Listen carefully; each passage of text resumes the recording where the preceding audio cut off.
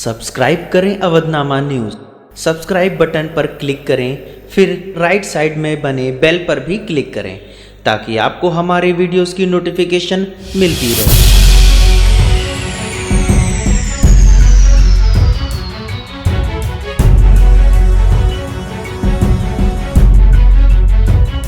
Corona जैसी महामारी की वजह से लॉकडाउन में मऊनाथ भंजन के कस्बे पूरा मारूफ में ज़रूरतमंदों को फल बांटते सामाजिक कार्यकर्ता सिप्तैन हैदर और चौकी इंचार्ज श्याम जी यादव।